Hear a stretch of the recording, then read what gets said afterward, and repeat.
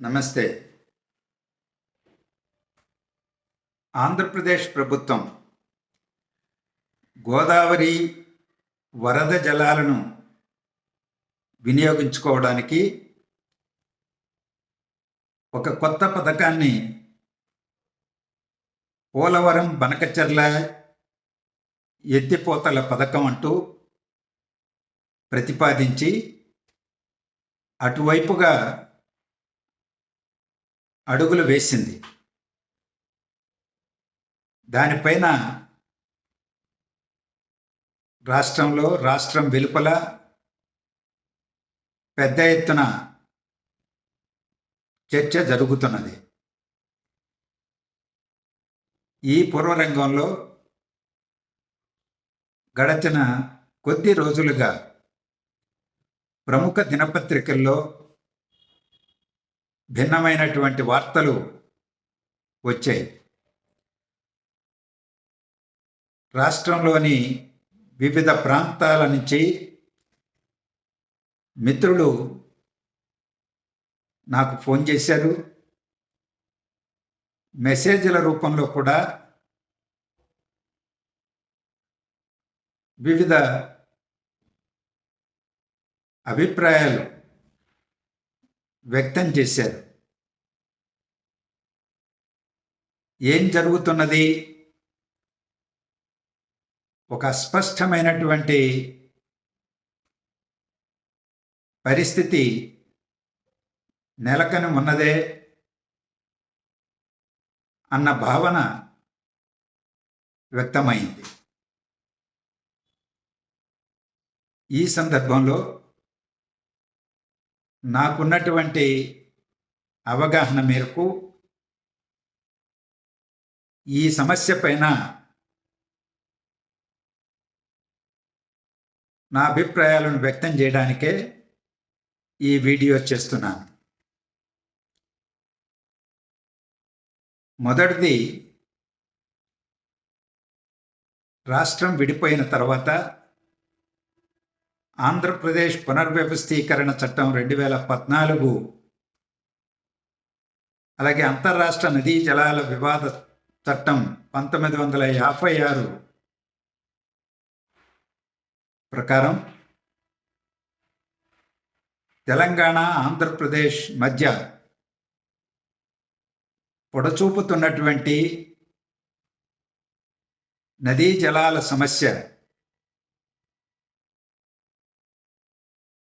పరిష్కారానికి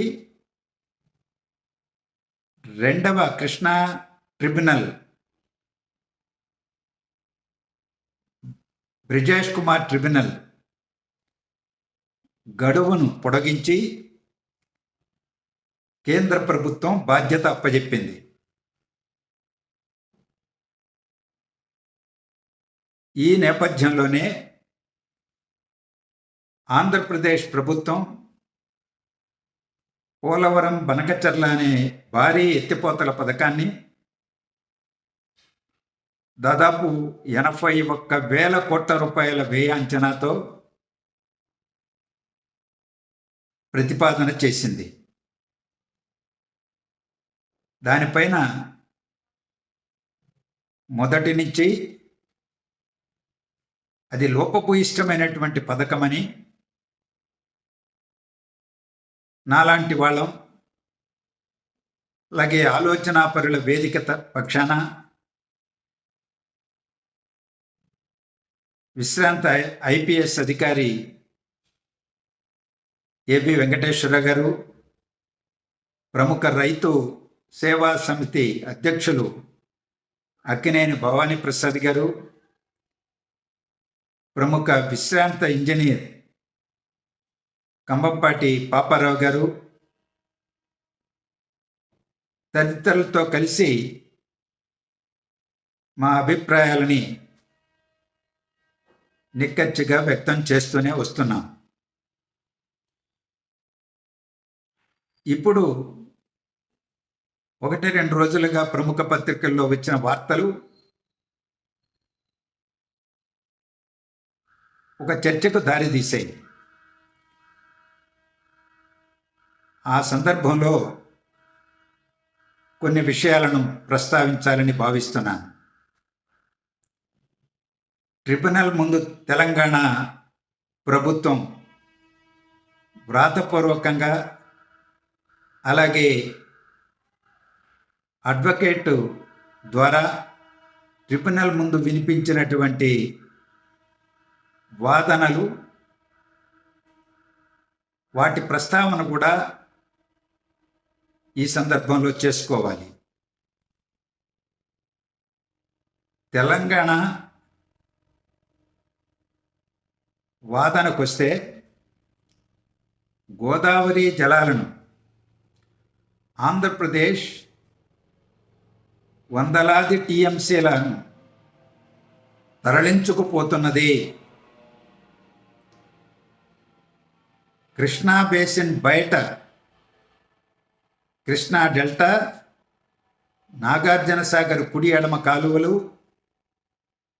KC canal, Srisailam కుడి branch కాలువ, తుంగభద్ర ఎగువ కాలువ కింద 323 టీఎంసీల నికర జలాలను వాడుకుంటున్నది.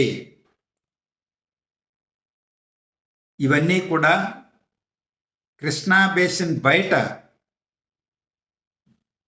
ఉన్నటువంటి ప్రాజెక్టులు. అలాగే తెలుగు గంగ, గాలేరు నగరి, హంద్రినివ, వెలుగొండ ప్రాజెక్టులు కృష్ణా బేసిన్లో లేవు. వాటికి నీటిని కేటాయించడానికి వీల్లేదు. నికర జలాల కేటాయింపును రద్దు చేయాలి.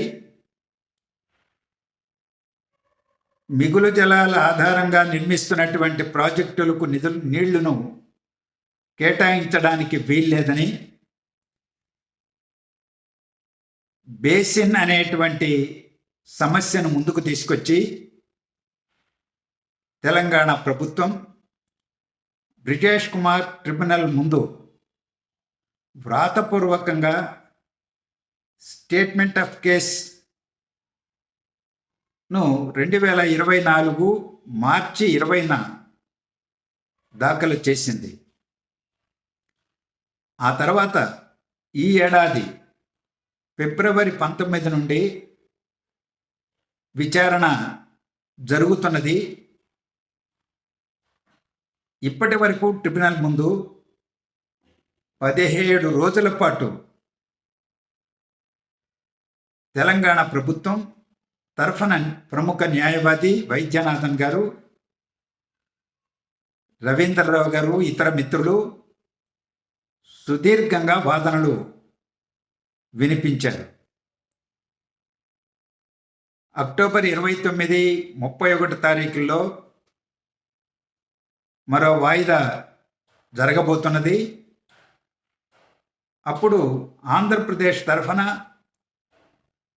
వాదన వినిపించాల్సిన అవసరం ఉంది.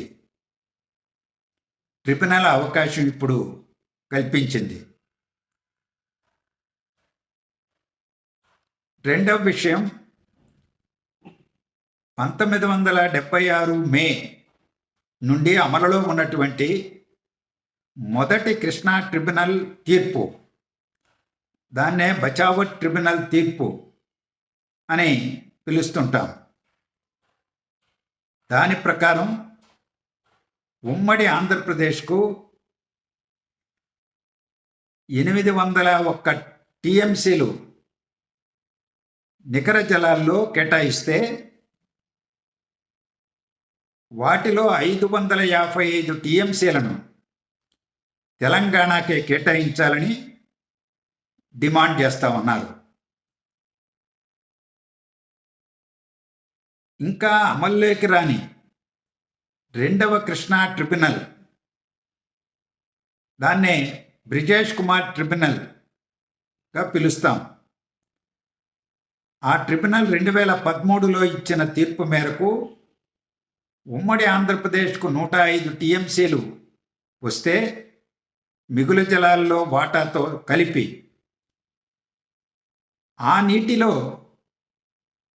763 టీఎంసీలను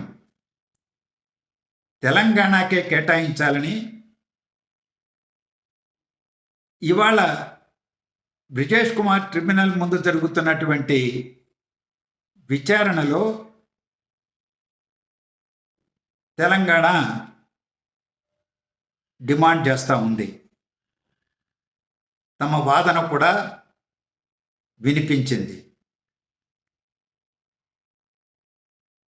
ఈరోజు ఇలాంటి నేపథ్యంలో మరోవైపున బయట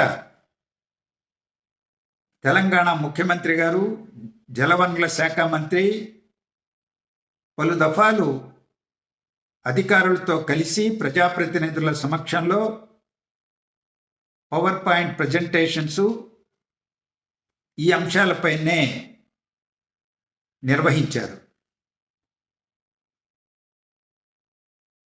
ఆయా సందర్భాలలో తెలంగాణ ముఖ్యమంత్రి రేవంత్ రెడ్డి గారు కృష్ణా జలాల్లో తెలంగాణకు 904 టీఎంసీలు కేటాయించాలని డిమాండ్ చేశారు.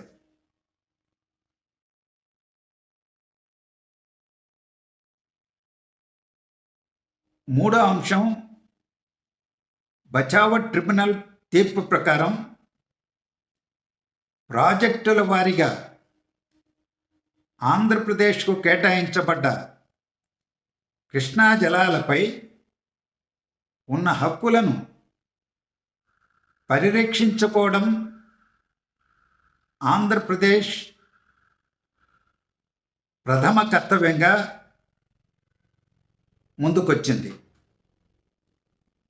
అలాగే ఆంధ్రప్రదేశ్ పునర్వ్యవస్థీకరణ చట్టం 2014 మేరకు తెలుగు గంగ, అంద్రేనివ, గాలేరు నగరి, వెలిగొండ ప్రాజెక్టులకు చట్టబద్ధత లభించింది. కేంద్ర ప్రభుత్వం గజెట్ నోటిఫికేషన్ కూడా జారీ చేసింది. మిగులు జలాల ఆధారంగా నిర్మాణంలో ఉన్న ఆ ప్రాజెక్టులను త్వరగా పూర్తి చేసుకోవాలి అని చెప్పబడింది. ఆ ప్రాజెక్టులకు కృష్ణానది జలాలను సర్దుబాటు చేసే విషయాన్ని పరిశీలించమని బ్రిజేష్ కుమార్ ట్రిబ్యునల్కు బాధ్యత అప్పజెప్పడం కూడా జరిగింది. అందువల్ల ఆ ప్రాజెక్టులకు నీటిని సాధించుకోవడం ఆంధ్రప్రదేశ్ ప్రభుత్వం ముందున్న పెను సవాల్. ప్రస్తుతం విచారణ చేస్తున్న బ్రిజేష్ కుమార్ ట్రిబ్యునల్ గతంలో మహారాష్ట్ర, కర్ణాటక, ఉమ్మడి ఆంధ్రప్రదేశ్ మధ్య కృష్ణా జలాల వివాదాన్ని విచారించి తీర్పిచ్చిన సందర్భంలో బచావత్ ట్రిబ్యునల్ ఆంధ్రప్రదేశ్కు కల్పించిన స్వేచ్ఛ మిగులు జలాలను వినియోగించుకోవడం. ఆ మిగులు జలాలను వినియోగించుకునే స్వేచ్ఛను బ్రిజేష్ కుమార్ ట్రిబ్యునల్ కాలరాచి 65% ప్రామాణికంగా ఎన్ని నీళ్లు లభిస్తాయి, సగటు ప్రవాహం ఎంత ఉంటుంది, ఆ నీళ్ళు ఎంత లభిస్తాయి అని కూడా నిర్ధారించి ఆ మేరకు లభించే నీటిని మహారాష్ట్ర, కర్ణాటక, ఉమ్మడి ఆంధ్రప్రదేశ్ల మధ్య 3 రాష్ట్రాల మధ్య పంపిణీ చేసింది. ఒకవైపున బచావత్ ట్రిబ్యునల్ నికర జలాలపైన ఇచ్చిన తీర్పును యథాతథంగా కొనసాగిస్తూనే ఆంధ్రప్రదేశ్కు ఉన్నటువంటి స్వేచ్ఛను హరిస్తూ మిగులు జలాలను పై రాష్ట్రాలకు కూడా పంచేసింది. దానికి తోడు ఆ నీటిని వినియోగించుకోవడానికి కర్ణాటకకు ఆల్మట్టి డ్యామ్ ఎత్తు 519.6 మీటర్ల నుంచి 524.256 మీటర్లకు పెంచుకోవడానికి కూడా అనుమతించింది. ఆ నిర్ణయం తెలుగు ప్రజలందరికీ శరాఘాతంగా భావించి ఉమ్మడి ఆంధ్రప్రదేశ్ ప్రభుత్వం సుప్రీంకోర్టును ఆశ్రయించింది. స్పెషల్ లీవ్ పిటిషన్ దాఖలు చేసింది. సుప్రీంకోర్టు ఆ తీర్పు పైన స్టే విధించింది. అది ఇప్పటికీ పరిష్కారం కాలేదు. పర్యవసనంగా బచావత్ ట్రిబ్యునలే అమల్లో ఉన్నది. ఈలోపు ఆంధ్రప్రదేశ్ రెండుగా విభజన జరిగింది. ఆంధ్రప్రదేశ్ పునర్వ్యవస్థీకరణ చట్టం ప్రకారం అపెక్స్ కౌన్సిల్ ఏర్పాటు చేశారు. కేంద్ర జలశక్తి మంత్రి చైర్మన్, 2 రాష్ట్రాల ముఖ్యమంత్రులు అందులో సభ్యులు. మొదటి అపెక్స్ కౌన్సిల్లోనే బచావత్ ట్రిబ్యునల్ ప్రాజెక్టుల వారీగా కేటాయించినటువంటి వాటిని జాబితాను తయారు చేసి ఉమ్మడి రాష్ట్రంలో జరిగిన 1-2 చిన్న సర్దుబాట్లను కూడా పరిగణలోకి తీసుకొని ఆ జాబితాను అపెక్స్ కౌన్సిల్ ఆమోదించి అధికారికంగా ప్రకటించడం జరిగింది. దాని ప్రకారం కూడా బచావత్ ట్రిబ్యునల్ కేటాయించిన 811 టీఎంసీల్లో ఆంధ్రప్రదేశ్కు 512, తెలంగాణకు 299 టీఎంసీలు ఉన్నాయి. ఆ దామాషాల్లోనే 2014 నుంచి నేటి వరకు కూడా కృష్ణా యాజమాన్య బోర్డు నియంత్రణలో జవాబుదారీతనంతోనే వినియోగించుకోవడం జరుగుతున్నది. ఈ మధ్యకాలంలో తెలంగాణ ప్రభుత్వం కేంద్ర ప్రభుత్వం పైన ఒత్తిడి తీసుకురావడం, బ్రిజేష్ కుమార్ ట్రిబ్యునల్ గడువు పెంచి బాధ్యతను అప్పగించడం, ఇప్పుడు విచారణ జరుగుతున్నది. ట్రిబ్యునల్ ముందు ఈ వాదనలన్నీ కూడా వినిపించారు. ఇప్పుడు ఆంధ్రప్రదేశ్ కృష్ణా నదీ జలాలపై ఉన్నటువంటి హక్కులని పరిరక్షించాల్సినటువంటి బాధ్యత కూటమి ప్రభుత్వం పైన, మరీ ప్రత్యేకంగా సుదీర్ఘకాలం ముఖ్యమంత్రిగా ఉమ్మడి రాష్ట్రంలో విడిపోయిన తర్వాత ఆంధ్రప్రదేశ్కు ఉన్నటువంటి చంద్రబాబు నాయుడు గారి పైనే ఉన్నది. ఆ బాధ్యతను సమర్థవంతంగా నిర్వర్తించకపోతే, ట్రిబ్యునల్ ముందు సమర్థవంతంగా వినిపించి హక్కులను రక్షించకపోతే ఆంధ్రప్రదేశ్లో నిర్మాణంలో ఉన్న తెలుగు గంగ, గాలేరు నగరి, అంద్రేనివ, వెలుగొండ ప్రాజెక్టులు భవిష్యత్తు అంధకారంలోకి వెళుతుంది. బ్రిటిష్ వాళ్ళ కాలం నుంచి కూడా పురాతనమైనటువంటి ప్రాజెక్టులు, బ్రిటిష్ వాళ్ళు నిర్మించినటువంటివే. కృష్ణా డెల్టా కానీ, కేసీ కెనాల్ కానీ, ఈ పురాతనమైనటువంటి ప్రాజెక్టులకు కూడా నీటి సమస్య వస్తుంది. బ్రిజేష్ కుమార్ ట్రిబ్యునల్ మిగులు జలాలను వినియోగించుకునే స్వేచ్ఛను హరించిన ఆ ట్రిబ్యునల్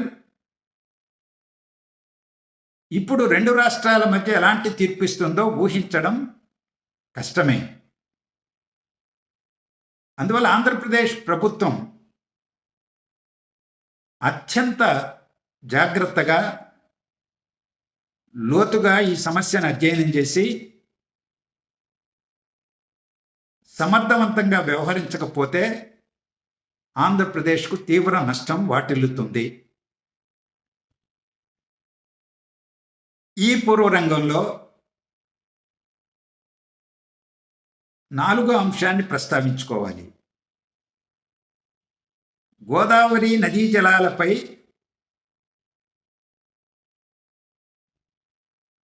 రకరకాల ఆలోచనలు ప్రభుత్వం చేసింది, చేస్తున్నది. గోదావరిలో 480 టీఎంసీలు నికర జలాలు లభిస్తాయని 1980లో బచావ్ ట్రిబ్యునల్ తీర్పులో పేర్కొన్నారు. ఆంధ్రప్రదేశ్కు వచ్చే నీళ్లు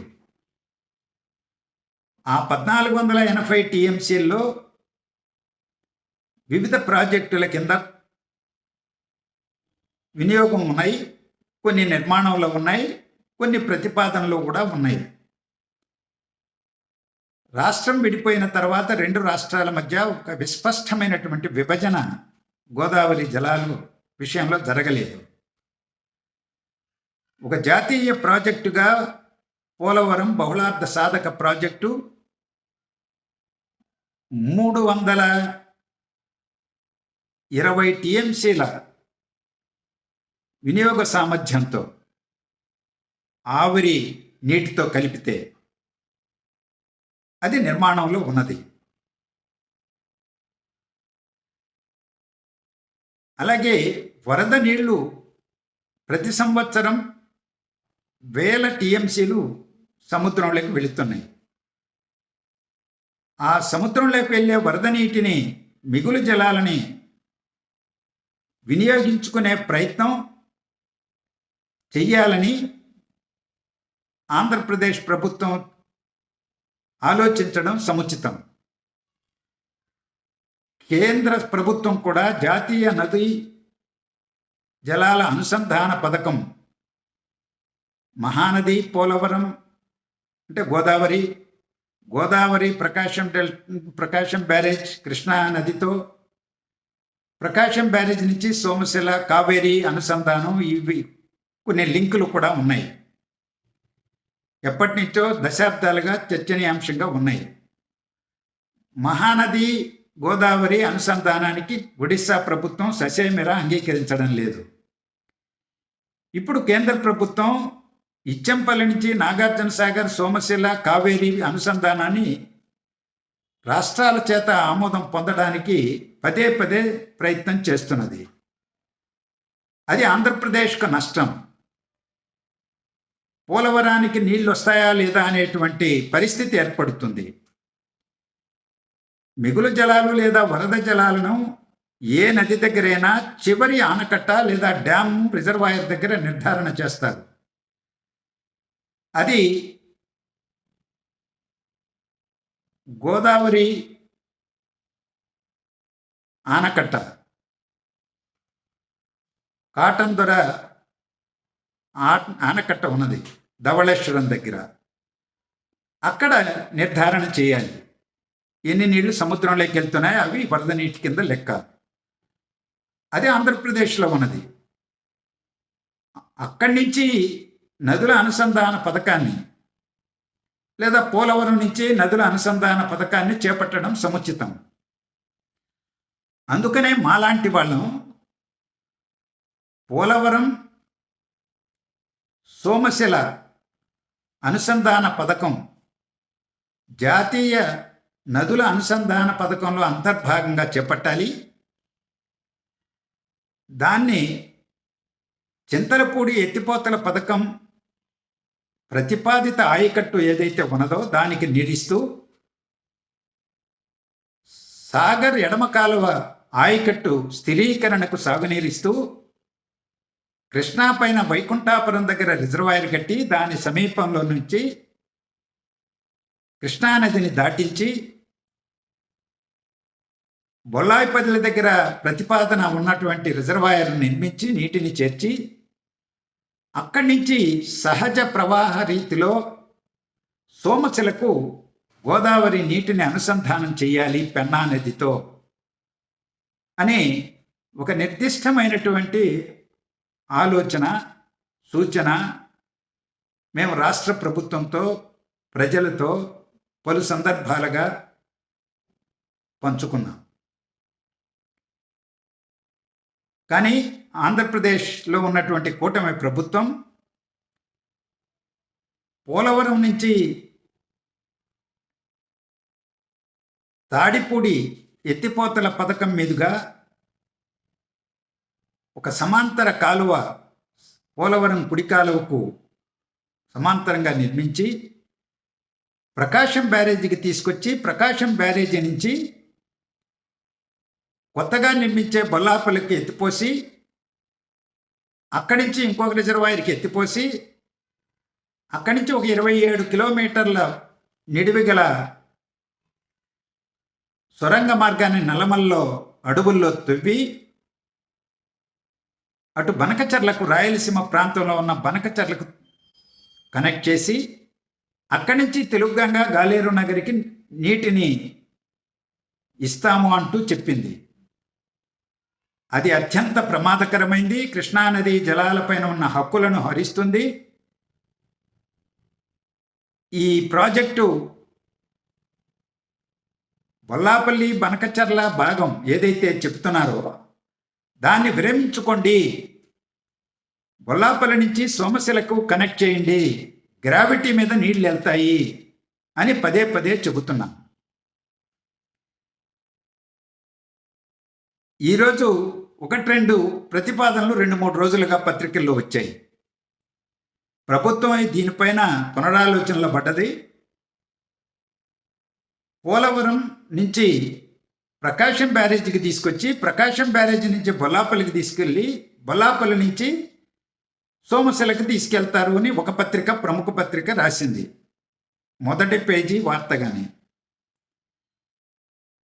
ఒక రోజు తేడాతో మరో ప్రముఖ పత్రిక పోలవరం నుంచి ప్రకాశం బ్యారేజీకి తీసుకొచ్చి బొల్లాపల్లికి తీసుకెళ్ళి వెలుగొండ ప్రాజెక్టు రిజర్వాయర్ అయిన నల్లమల సాగర్కు తీసుకెళ్ళి అక్కడి నుంచి రివర్స్ పంపింగ్లో కొల్లం వాగు అంటే శ్రీశైలం నుంచి వెలుగొండ ప్రాజెక్టుకు నీటిని తరలించే ప్రాంతానికి నీటిని తీసుకెళ్ళి అక్కడి నుంచి బనకచర్ల వైపున తీసుకెళ్తారు అనే ప్రతిపాదన ఉన్నది. అధికారిక సోర్సెస్ని బట్టే ఈ వార్త రాస్తున్నట్టుగా ప్రచురించారు. ఇది గందరగోళానికి ఆజ్యం పోస్తున్నది. ఏడాది క్రితం మనం చూసాం పోలవరం కుడి కాలువ ద్వారా దాని ఎక్స్టెన్షన్గా ఉన్నటువంటి బుడమేరు డైవర్షన్ కెనాల్ నుంచి ప్రకాశం బ్యారేజీలోకి నీళ్లు రాలేక ఎగదన్ని కాలువకు గండ్లు పడి విజయవాడ మీద పడి ఎంత నష్టం జరిగిందో మనం మర్చిపోలేము. ఈ నేపథ్యంలో మళ్ళా పోలవరం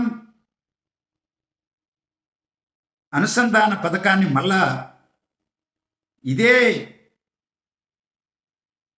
అలైన్మెంట్లో కాలువ తవ్వి ప్రకాశం బ్యారేజీకి తీసుకొచ్చి ఇక్కడి నుంచి నీటిని తరలించడం అంటే విజయవాడకు ఎప్పుడూ ప్రమాద సంకేతమే. అదే కాకుండా పోలవరం నుంచి బొల్లాయిపల్లి వరకు 1 సెంటు భూమికి నీళ్ళు ఇచ్చే ఆలోచన ఈ పథకంలో లేదు. చింతలపూడి మీదుగా అయితే సాగునీరు అందిస్తూ నీటిని తరలించవచ్చు.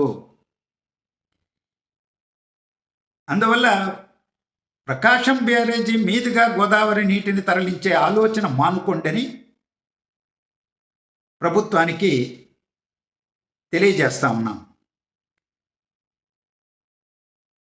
2014, 10, 19 మధ్యలో అధికారంలో ఉన్నప్పుడు మరో ఆలోచన కూడా చేశారు. అప్పుడు పోలవరం ప్రకాశం బ్యారేజీ బకింగ్హామ్ కెనాల్ ద్వారా గుండ్లకమ్మకు తీసుకెళ్ళి గుండ్లకమ్మ నుంచి ఎత్తిపోతలతో సోమశిలకు తీసుకెళ్లే ఆలోచన ఆనాడు చేశారు. దాన్ని విరమించుకొని పోలవరం ప్రకాశం బ్యారేజ్ వైకుంఠాపురం, అక్కడి నుంచి బొల్లాపల్లి, సోమశిల అనే ఆలోచన కొంతకాలం చేశారు. వైకుంఠాపురానికి రిజర్వాయర్కు శంకుస్థాపన కూడా చేశారు. దాని తర్వాత ఎన్నికలు రావడం, ప్రభుత్వం మారడం, దాన్ని రద్దు చేయడం, ఇవన్నీ జరిగిపోయినాయి. ఇప్పుడు మళ్ళా రకరకాల విన్యాసాలు, పిల్లి మొగ్గలు, గోదావరి నీటి పథకానికి సంబంధించి రాష్ట్ర ప్రభుత్వం ప్రదర్శించడం ఆశ్చర్యకరమే కాదు, తీవ్ర గర్హనీయం. ఈ వైఖరి కొనసాగితే దుష్ఫలితాలు ఆంధ్రప్రదేశ్ ప్రజానీకం అనుభవించాల్సి వస్తుంది. కరువు పీడిత రాయలసీమ, ప్రకాశం జిల్లా, కృష్ణా నదీ జలాల మీద ఆధారపడి నిర్మిస్తున్న ప్రాజెక్టులు,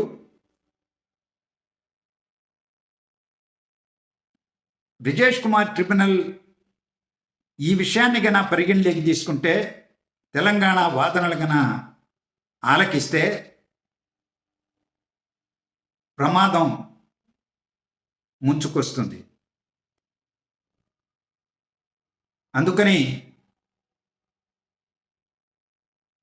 కృష్ణా జలాలపై ఉన్న హక్కులను పరిరక్షించుకోవాల్సిన బాధ్యత ప్రభుత్వంతో పాటు రాజకీయ పార్టీలకు, రైతు సంఘాలకు, ప్రజా సంఘాలకు, ప్రజలకు కూడా ఉన్నది.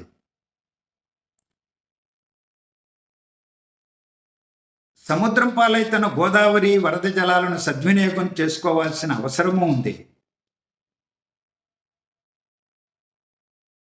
ఈరోజు విజ్ఞతతో రాష్ట్ర ప్రభుత్వం ఆలోచించాలి. రాష్ట్ర ప్రభుత్వం విఘ్నత ప్రదర్శించకపోతే రాజకీయ పార్టీలు, రైతు సంఘాలు, ప్రజా సంఘాలు, ప్రజలు ప్రభుత్వం మీద ఒత్తిడి తీసుకొచ్చైనా సరే కృష్ణానదీ జలాలపైన ఉన్నటువంటి హక్కులు, బచావో ట్రిబ్యునల్ మేరకు సంక్రమించిన హక్కులను, అలాగే బ్రిజేష్ కుమార్ ట్రిబ్యునల్ ఇచ్చిన తీర్పు ప్రకారం సుప్రీంకోర్టులో ఏదైతే ఉన్నదో మిగులు జలాలు పంపిణీ చేయడానికి వీల్లేదని కేసు వేశామో, దాంట్లో సమర్థవంతంగా వాదించి విజయం సాధించడం, ఆంధ్రప్రదేశ్ పునర్విభజన చట్టం ప్రకారం తెలుగంగా, హంద్రీనివా, గాలేరునగిరి, వెలుగొండ ప్రాజెక్టులకు నీటిని సాధించుకోవడం, వాటిని త్వరితగతిన నిర్మించుకోవడం మీదనే ఆంధ్రప్రదేశ్ నీటి భవిష్యత్తు ఆధారపడి ఉన్నది. ఆలోచించమని విజ్ఞప్తి చేస్తున్నాను.